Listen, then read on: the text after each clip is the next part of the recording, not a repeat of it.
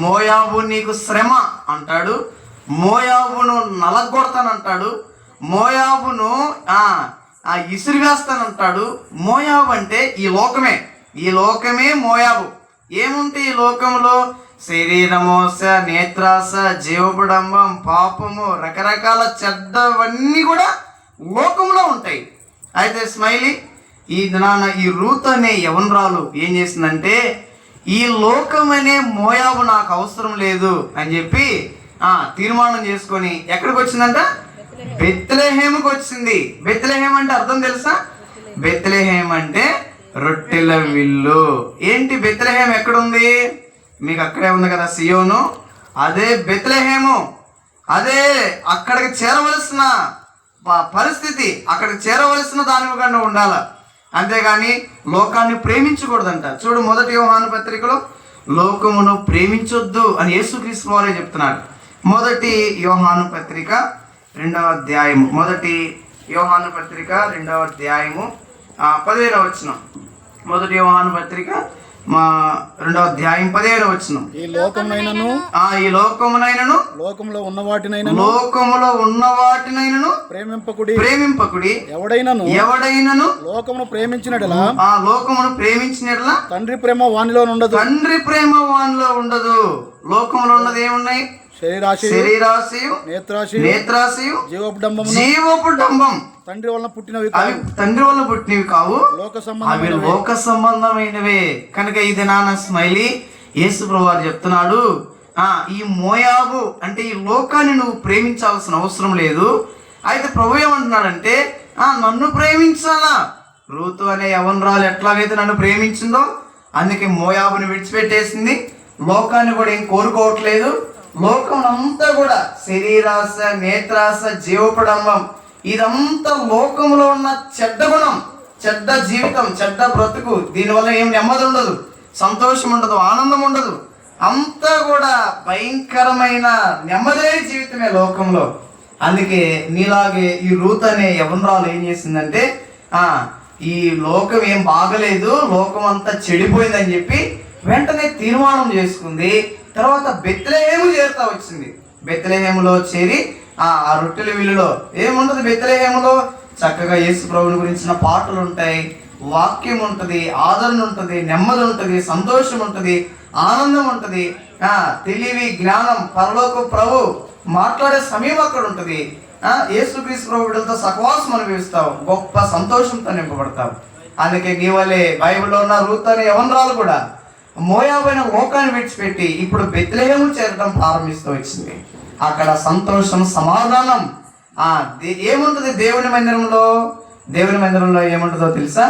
దేవుని మందిరంలో అంట సంతోషం ఉంటుందంట. చదువు కీర్తన 16:11 వచనం. 16వ కీర్తన 11వ వచనం. కీర్తనలు 16వ అధ్యాయం 11వ వచనం. జీవ మార్గమును నీవు నాకు తెలియజేసేదవు, నీ సన్నిధిని సంపూర్ణ సంతోషము కలదు. ఏముందంట? నీ సన్నిధిని సంపూర్ణ సంతోషము కలదు. కనుక నీ సన్నిధిని సంపూర్ణ సంతోషము కలదు, నీ కుడి చేతిలో నిత్యము సుఖములు కలవు. కనుక దేవుని మందిరంలో ఏముందంటే గొప్ప సంతోషం ఉందంట. సంతోషము, శాంతి, సమాధానం దేవుని మందిరంలో దొరుకుతుంది. కనుక ఇది నాన్న స్మైలీ ఇప్పుడు ఈ రూత్ అనే ఆమె తమ జీవితంలో ఎట్లాగైతే బెత్లెహేమునకు చేరి అక్కడ ప్రభువులతో సంతోషం అనుభవిస్తూ ఉందో, నెమ్మది అనుభవిస్తూ ఉందో, ఆనందం అనుభవిస్తూ ఉందో, కనుక దేవుని మందిరంలో సంతోషం ఉంది. దేవుని మందిరంలో ఏముంది? సంతోషం ఉంది. అంతేకాదు దేవుని మందిరంలోనంట నీకేముందంటే అక్కడ ఆశ్రయం ఉందంట. ఆశ్రయం ఉంది. తర్వాత ఆదరణ గురించి కూడా అంటాడు. యెషయా గ్రంథం 66వ అధ్యాయం 13వ వచనంలో అక్కడ నీకు ఆదరణ ఉందంట. యెషయా గ్రంథం 66వ అధ్యాయం 13వ వచనంలో నీకు అక్కడ ఆదరణ ఉంది. ఎలాంటి ఆదరణ అంటే ఒకని తల్లి వాడిని ఆదరించినట్లు నేను మిమ్మల్ని ఆదరించేదను, యెరూషలేములోనే మీరు ఆదరింపబడుదురు.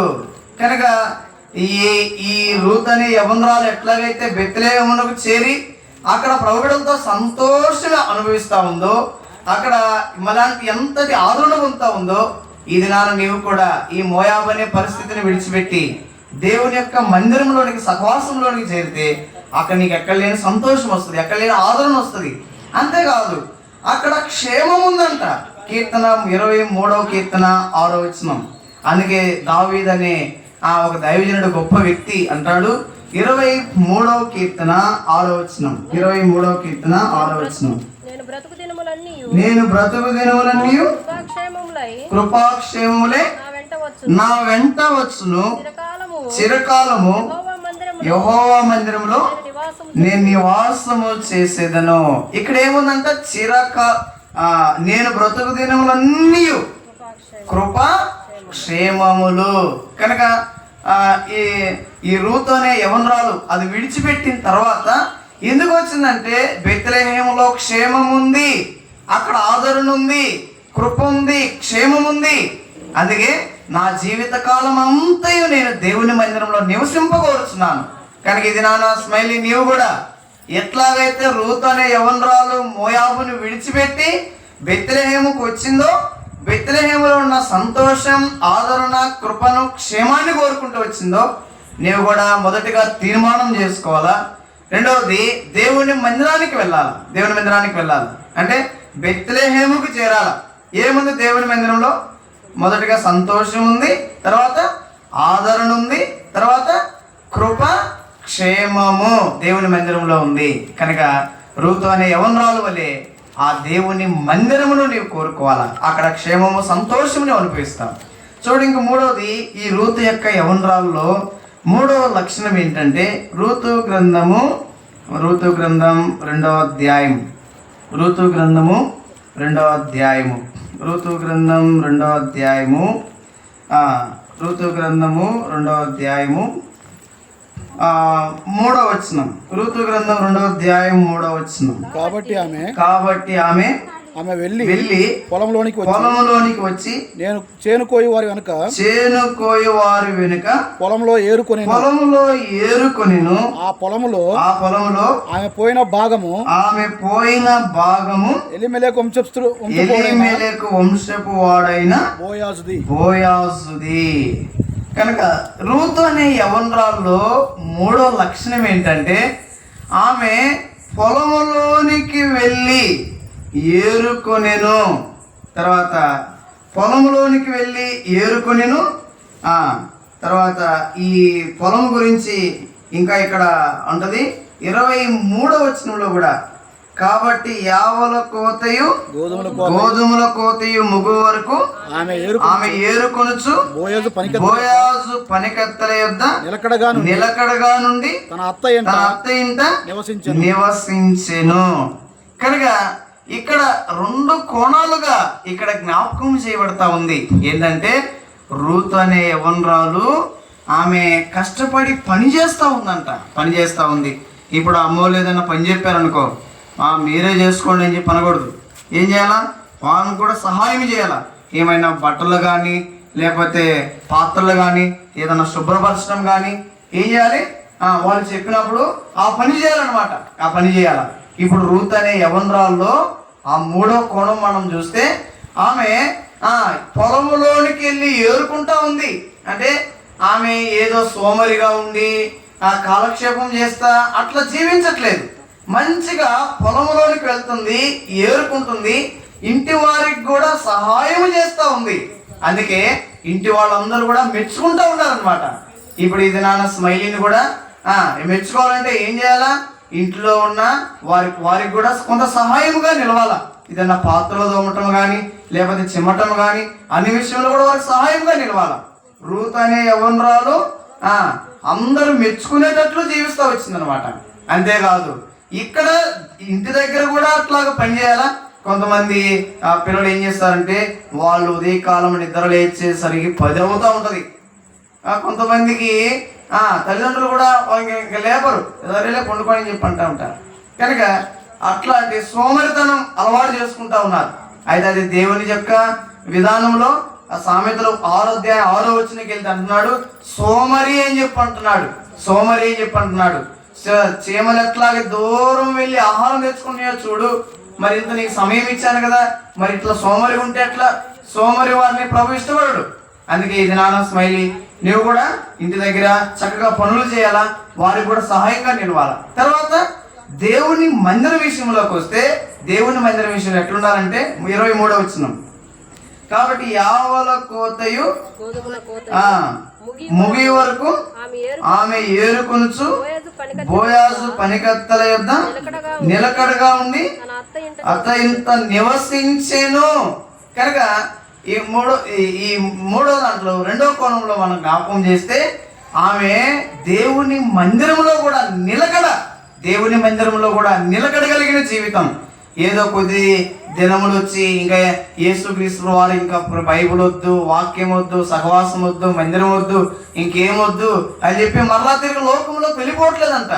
ఏముంటుందంటే ఇక్కడ నిలకడగా ఉంది. కనుక నువ్వు యేసు ప్రభువుని నమ్ముకొని ఎట్లా ఉండాలంటే నిలకడగా ఉండాలా. మరి ఏం చేయాలి? నువ్వు ఉదయకాలం లేచి దేవుని వాక్యం చదవాలి, తర్వాత ప్రార్థన చేయాలా, క్రమముగా దేవుని మందిరానికి వెళ్ళాలా, తర్వాత ఇంటి దగ్గర నువ్వు పనులు చేయాలా. అట్లా నిలకడగలిగిన జీవితం. దేవుని మందిరం ఏంటి? ఏదో 4 రోజుల నటన కాదు. ఇది క్రైస్తవ జీవితం. మనం ఊపిరున్నంత వరకు ప్రభువును ప్రేమించాలా. ఎలాగ ప్రేమించాలని చదువు. ఎఫెసీ పత్రిక 6వ అధ్యాయం 24వ వచనంలో యేసుక్రీస్తు వారిని ఎలాగ ప్రేమించాలంట చదువమ్మా నువ్వు కూడా. ఎఫెసీ పత్రిక 6వ అధ్యాయం 24వ వచనం. యేసు ప్రభువుని ఎట్లా ప్రేమించాలా? మన ప్రభు అయిన యేసుక్రీస్తును శాశ్వతమైన ప్రేమతో ప్రేమించు వారందరికీ కృప కలుగును గాక. కనుక ఎప్పటి వరకు ప్రేమించాలంట?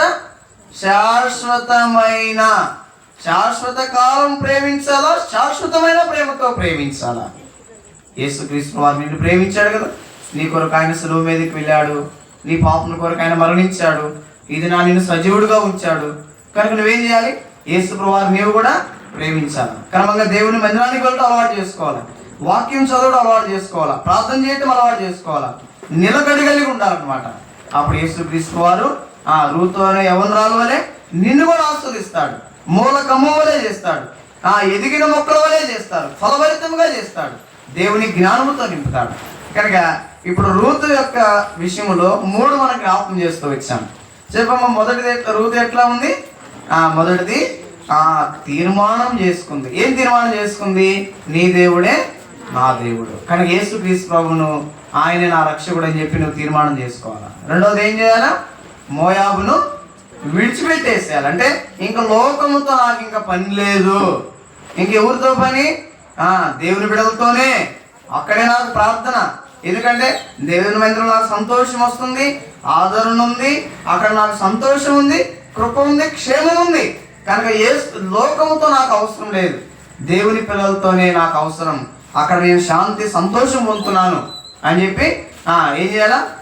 లోకాన్ని ఎక్కువగా ప్రేమించకూడదు, ప్రభుని ఎక్కువగా ప్రేమించాలి, బెత్లెహేముకు చేరాలా, దేవుని మందిరంలో నివసించాలి. అర్థమైనా? మూడవది, రూతు జీవితంలో ఆమె కష్టపడి పనిచేస్తూ ఉంది. తర్వాత అదే విషయంలో దేవుల్లో కూడా ఎట్లా ఉంది? నిలకడగా ఉంది అనమాట. నిలకడగా ఉంది.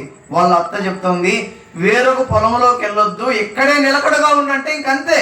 నిలకడగలిగిన జీవితం జీవిస్తూ ఉంది. అర్థమైందా?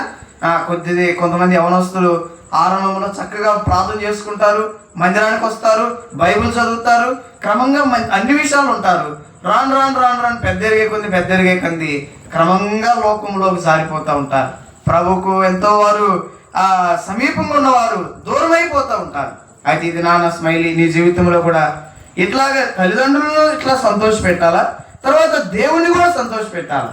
అందుకే యేసుక్రీస్తు ప్రభు విషయంలో ఉంది, అతడు దేవుని దయందు మనుషుల దయందు వర్ధిల్లుతూ వచ్చాడంట. సమూయేలు విషయంలో రాయబడింది, తర్వాత దేవుని విషయంలో కూడా వారిద్దరు సందర్భాలను ఆ మాట రాయబడింది. దేవుని దయందు మనుషుల దయందు వర్ధిల్లుచుండేను అని చెప్పి. అర్థమైందా?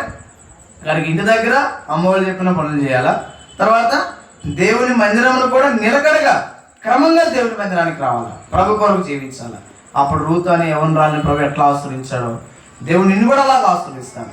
తర్వాత 4వది, రూతు విషయంలో మనం జ్ఞాపకం చేస్తే రూతు గ్రంథము 3వ అధ్యాయం రూతు గ్రంథం 3వ అధ్యాయము 10వ వచనం. రూతు గ్రంథం 3వ అధ్యాయం 10వ వచనం.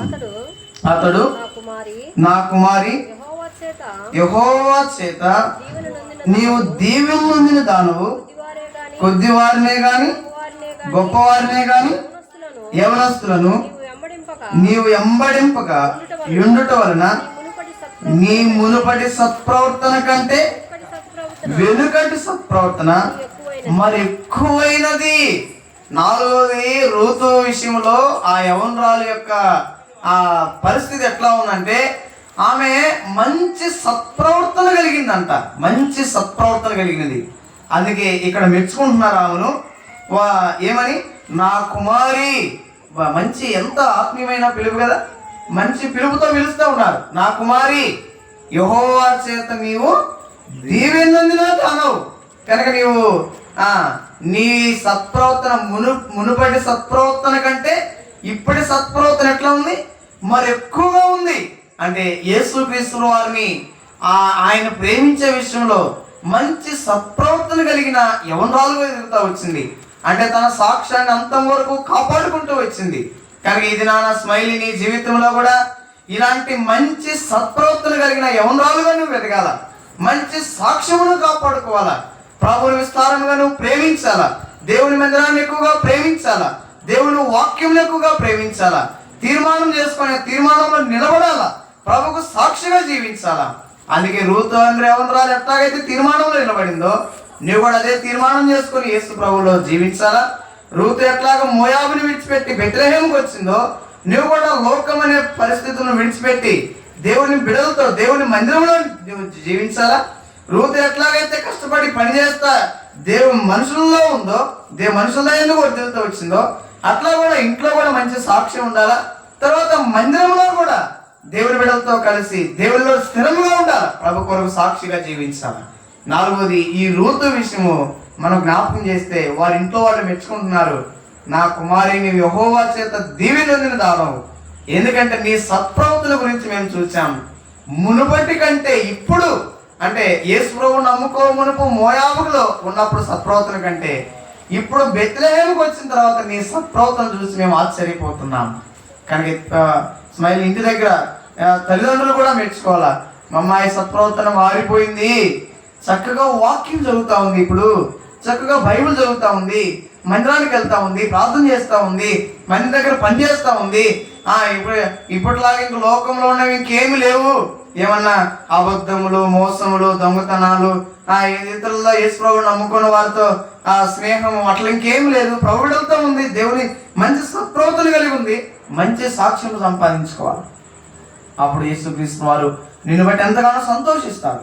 కనుక ఈ రూతు యొక్క విషయము అంతగా దైవికంగా కొనసాగించబడుతూ వచ్చింది. కనుక ఇప్పుడు రూతును ఎంతగా ఆస్వాదించాడంటే ప్రభు, ఆ రూతులో నుండి మన ప్రభు అయిన యేసుక్రీస్తు వారు భూమి మీదకి రాగలుగుతూ వచ్చాడు.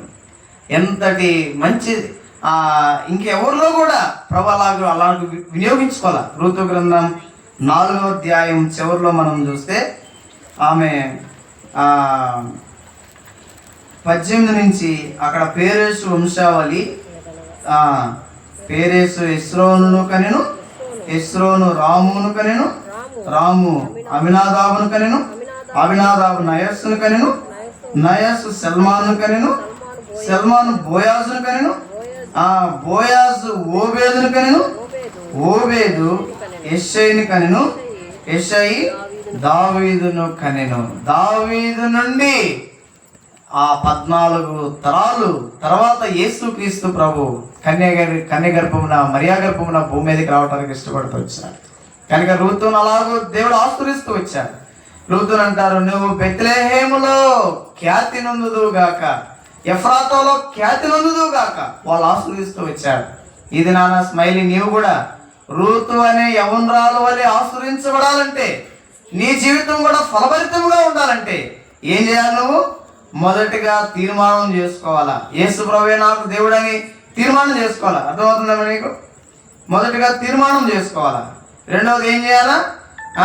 బెత్లెహేముకు చేరాలా, అంటే దేవుని మందిరానికి చేరాలా, క్రమంగా వాక్యం చదవాలా, ప్రార్థన చేసుకోవాలా, దేవుని మందిరానికి వెళ్ళాలి.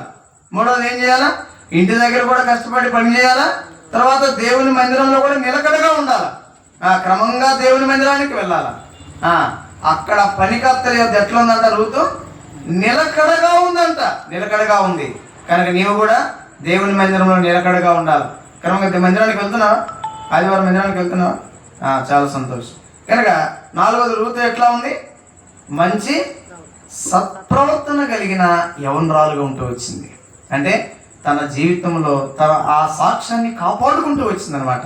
కొంతమంది ఆ పిల్లల గురించి మనము సాక్ష్యం వింటా ఉంటే ఆమె మంచి సత్ప్రవర్తన కలిగిన రాలు కాదు, చాలా చెడ్డ జీవితము, చాలా చెడిపోయిన జీవితము, అసలు ఎంత బూతులు తిడతా ఉంటుంది, ఎంత తగాదులు పెట్టుకుంటా ఉంటుంది అని చెప్పి కొంత సాక్ష్యం ఉంది పిల్లల్లో. అయితే రూతు గురించి అడుగు, వాళ్ళ బోయాజును అడుగు, లేకపోతే నయోమిని అడుగు, లేకపోతే ఇరుగుపోయిన వారిని అడుగు, పలానా రూతు ఎలాంటిది అంటే వాళ్ళు చెప్తున్నారు సత్ప్రవర్తన కలిగిన యవనరాలు అని చెప్పి చెప్తా ఉన్నారు. ఇది నాన్న స్మైలీ గురించి కూడా అడిగామనుకో, అమ్మ తీర్మానం చేసుకోండి, ఇప్పుడు మందిరానికి వెళ్తా ఉంది, క్రమంగా ఇంటి దగ్గర కూడా మంచి సాక్ష్యం ఉంది, ఇప్పుడు మంచి సత్ప్రవర్తన తన జీవితంలో మేము చూస్తున్నాం అని చెప్పి చెప్పాలా. అప్పుడు అందరూ కూడా నిన్ను మెచ్చుకుంటూ ఉంటారు. మొదటగా యేసు ప్రభు మెచ్చుకుంటాడు, తర్వాత ఇక్కడ ఉన్నవారు కూడా నిన్ను మెచ్చుకుంటారు. అప్పుడు ఆ ఎదిగిన మొక్కల వలె యేసు ప్రభు నీకు మంచి జ్ఞానం ఇస్తాడు, మంచి సంతోషం ఇస్తాడు, మంచి ఆనందం ఇస్తాడు. ప్రభుతో కూడా సంతోషించేటట్లు కృపాక్షేములను పొందుకుంటాం. కానీ ఇంటి వారు కూడా కొత్తగా దేవుని మందిరానికి వస్తున్నారని చెప్పి వింటూ వచ్చాం, చాలా సంతోషం. అయితే దేవుని మందిరమునకు ఎందుకు వెళ్ళాలా? యేసు ప్రభుని ఎందుకు నమ్ముకోవాలంటే, యేసు ప్రభుని ఎందుకు నమ్ముకోవాలా? యేసుక్రీస్తు వారు 1 కొరింథీ 15వ అధ్యాయం 3-4 వచనాల్లో అక్కడ రాయబడింది, ఆయన మన పాపముల నిమిత్తము మృతి పొందెను, సమాధి చేయబడెను, లేఖనముల ప్రకారము 3వ దినమున లేపబడెను అని చెప్పి రాయబడింది. కానీ యేసు ప్రభుని ఎందుకు నమ్ముకోవాలంటే మన పాపముల కొరకు ఆయన మరణించాడు. ఇంక భూలోకంలో చరిత్రలో ఇంకెక్కడా లేదు అలాంటి సాక్ష్యం. అందుకే యేసుక్రీస్తు వారిని నమ్ముకోవాలి. తర్వాత ఇంకా యేసుక్రీస్తు వారిని ఎందుకు నమ్ముకోవాలంటే 1 యోహాను పత్రిక 1వ అధ్యాయం 7-9 వచనాల్లో ఉంది, ఆయన కుమారుడైన యేసు రక్తము ప్రతి పాపము నుండి మనలను కడిగి పవిత్రులుగా చేయును. యేసుక్రీస్తు ప్రభు మన పాపములను కడగగలిగిన వాడు. తర్వాత ఇంకా యేసు ప్రభుని ఎందుకు నమ్ముకోవాలి అంటే కుటుంబం కొత్తగా మందిరానికి వస్తున్నారు కాబట్టి వాళ్ళవి చెప్తా ఉన్నా. రోమా పత్రిక 8వ అధ్యాయం 1వ వచనంలో ఉంది, క్రీస్తు యేసునందున్న వారికి ఏ శిక్షా విధియు లేదు. అంటే యేసుక్రీస్తు ప్రభు శిక్ష నుండి తప్పించువాడు. యేసు ప్రభు వారు మృతి పొందినవాడు, యేసు ప్రభు వారు మన పాపములు కడుగువాడు, యేసు ప్రభు వారు మన శిక్ష నుండి తప్పించువాడు. అందుకే యేసు ప్రభువుని నమ్ముకోవాలా. యేసుక్రీస్తు యొక్క ప్రేమ గురించి ఇంకా మనం చదివితే ఆ ప్రేమకు ఇంకా కొలత లేదు. ఆ ప్రేమ పొడుగెంతో, లోతెంతో, ఎత్తెంతో, వెడల్పెంతో ఎవడు కూడా తెలియదు. అపారమైన ప్రేమ యేసు ప్రేమ, క్రీస్తు ప్రేమ, ప్రభు ప్రేమ, పరలోక ప్రేమ, అసమానమైన ప్రేమ, శాశ్వతమైన ప్రేమ, ఎన్నడూ మారని ప్రేమ, మాట తప్పని ప్రేమ. అలాంటి శాశ్వతమైన ప్రేమతో ప్రభు మనల్ని ప్రేమిస్తూ వచ్చారు. కనుక ఈ దినాన కుటుంబ సభ్యులు యేసుక్రీస్తు ప్రభును మీరు నమ్ముకున్నారు, చాలా సంతోషం. యేసు ప్రభుని నోటితో ఒప్పుకొని ఆయన మృతుల్లో నుండి లేపబడ్డాడని మీ హృదయంలో విశ్వసించారు, చాలా సంతోషం. కనుక శత్రువుకి ఏం చేస్తుందంటే యేసు ప్రభుని నమ్ముకున్న వాళ్ళకే ఇంకెక్కువగా శోధనలు తీసుకొని వస్తాడు, ఏదైనా ప్రయాస తీసుకొస్తాడు. ఆయన కలవరం చెందొద్దు. యోహాను సువార్త 14వ అధ్యాయం 1వ వచనం, మీ హృదయములను కలవరపడనీయొద్దు, క్రీస్తు యేసునందు సద్భక్తితో బ్రతకను ఉద్దేశించి వారు హింసించబడతారు. అయితే యేసుక్రీస్తు అనే శాశ్వతమైన ప్రభు మీకున్నాడు. మీ పాపముల కొరకు ఆయన శిలువ మీదకి వెళ్ళాడు, మీ పాపములు కడిగి పవిత్రపరచువాడు, మీ కొరకై మరణం అనుభవించిన వాడు, మిమ్మల్ని శిక్ష నుండి తప్పించువాడు. అంతేకాదు మీ యావత్ బాధలో కూడా బాధ పొందుతాడంట. ఆయన ప్రేమించడము, శిక్షించడం, పరలోకానికి చేర్చడమే కాదు. యెషయా గ్రంథం 63వ అధ్యాయము 9వ వచనం అనుకుంటా అక్కడ ఉంటుంది, ఆయన మీ యావత్ బాధలో బాధ పొందుతాడంట. అంటే మీరు ఏడిస్తే ప్రభు ఏడ్చినట్లే, మీరు బాధపడితే ప్రభు బాధపడినట్లే, మీరు కన్నీరు కాస్తే ప్రభు కన్నీరు కాచినట్లే. ఎందుకంటే ఆయన మీకు సుఖదుఖంలో కూడా ఉండేవాడు. ఆయన మీ బాధలు పంచుకుంటాడు, ఆయన మీ కన్నీరు తుడుస్తాడు, ఆయన మీకు తోడై ఉంటాడు, మిమ్మల్ని ఆయన విడిచిపెట్టకుండా కాపాడతాడు. కనుక యేసు ప్రభు నమ్ముకున్నందుకు చాలా సంతోషము. కనుక మీరు ప్రభు మార్గంలో అంతవరకు నడుచుకోండి. యేసుక్రీస్తు ప్రభు ఒక దినాన మన కొరకే తిరిగి రాబోతున్నాడు. ఆయన ఎట్లా వస్తాడు? యేసుక్రీస్తు ప్రభు ఎక్కడి నుండి వస్తాడు? ఆయన పరలోకము నుండి వస్తాడు. ఎక్కడికి వస్తాడు? ఆయన మధ్యాకాశానికి వస్తాడు. ఎవరితో వస్తాడు? ప్రధాన దూతలతో వస్తాడు. ఎప్పుడు వస్తాడు? అకస్మాత్తుగా వస్తాడు. ఎలా వస్తాడు? అనుకోని గడిలో వస్తాడు. ఎప్పుడు వస్తాడో తెలియదు, అనుకోని గడిలో వస్తాడు. ఏ రూపంలో వస్తాడు? ఆయన దొంగ వలె వస్తాడు. ఆయన ఎందుకు వస్తాడు? తన పిల్లలందరినీ, యేసు ప్రభువు నమ్ముకున్న వారందరినీ కూడా నిత్యరాజ్యము చేర్చడానికి వస్తాడు. మన దేహాలు మహిమా దేహాలుగా మార్చడానికి యేసుక్రీస్తు వారు తిరిగి రానంటున్నాడు. కనుక ప్రియ కుటుంబం, మీరు చక్కగా యేసుక్రీస్తు వారు నమ్ముకున్నారు కనుక ఈ రక్షణలో నిలిచి ఉండండి. అది కన్నీరైనా, శ్రమైనా, బాధైనా, రుగ్మతైనా, వేదనైనా, ఎలాంటి పరిస్థితులైనా మీరు కుటుంబంగా సోదరుడు నాగరాజు గారు, నిర్మల వారు నాగార్జున వారు ఉదయకాలం లేచి దేవుని యొక్క వాక్యం చదవాలా, కుటుంబంగా కలిసి ప్రార్థన చేసుకోవాలా.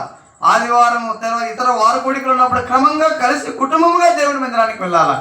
యెహోషువ అంటాడు, నేను నా ఇంటి వారు యెహోవాను సేవిస్తామంటారు.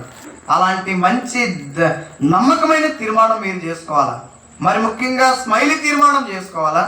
దేవుని మందిరాన్ని ఎక్కువగా ప్రేమించాలా, ప్రభువును ప్రేమించాలా, మంచి సాక్ష్యము సంపాదించుకోవాలా. అప్పుడు ఆ కుటుంబం ఎలాంటి కుటుంబంగా ఉంటుందంటే, చివరిగా 128వ కీర్తన మనం చూసి మనం ముగిస్తాం.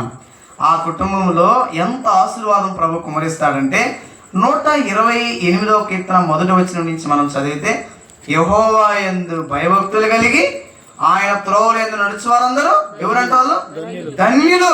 కనుక ఇది నా స్మైలీ, నీవు ధన్యుడిగా తీర్చబడాలంటే, నాగార్జున సోదరి నిర్మల మీరు ధన్యులుగా తీర్చబడాలంటే దేవుని యందు భయభక్తులు కలిగి మీరు నడుచుకోవాలి. అప్పుడు అలాంటి భయభక్తులు కలిగి నడుచుకున్నప్పుడు ఎన్ని ఆశీర్వాదాలు ఉన్నాయంటే అక్కడ వారు నిశ్చయముగా కష్టార్జితం అనుభవిస్తారంట. తర్వాత వాళ్ళు ధన్యులవుతారంట. తర్వాత వాళ్ళ భార్య ఎట్లా ఉంటది? ఫలించు ద్రాక్షవల్లిగా ఉంటదంట. వారి పిల్లలు ఎట్లుంటారు? ఒలివ మొక్కల వలె ఉంటారంట. అంటే ఎదిగిన మొక్కల వలె ఉంటారు.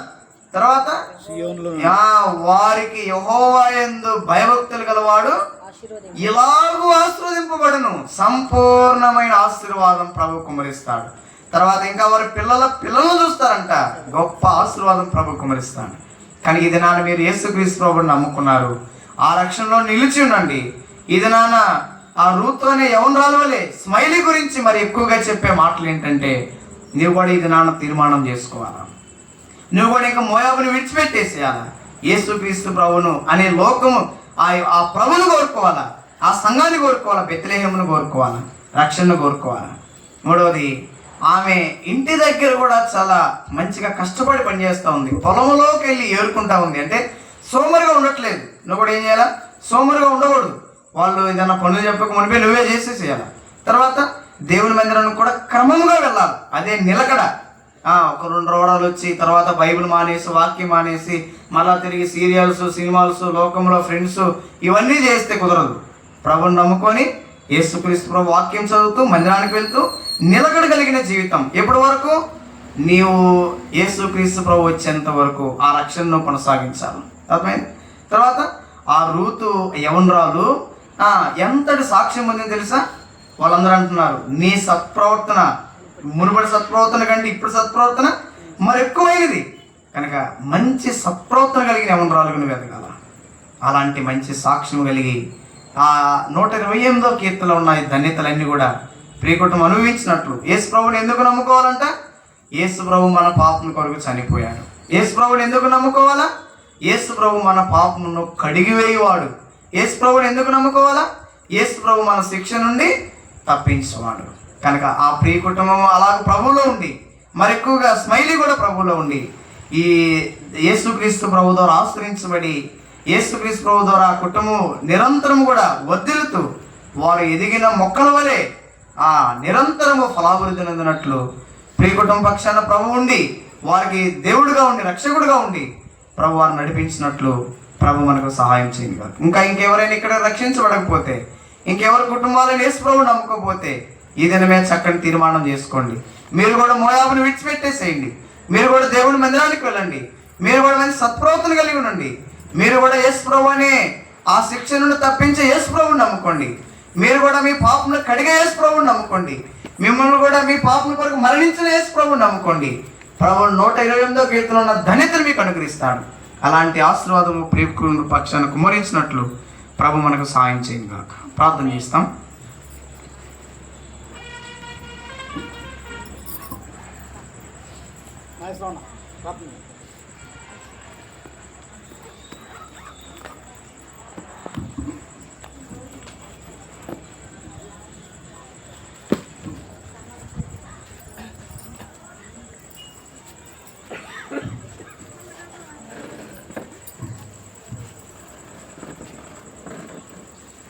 బర్త్డే అమ్మా, బర్త్డే పాపని సార్ ఫంక్షన్ సార్ అంటే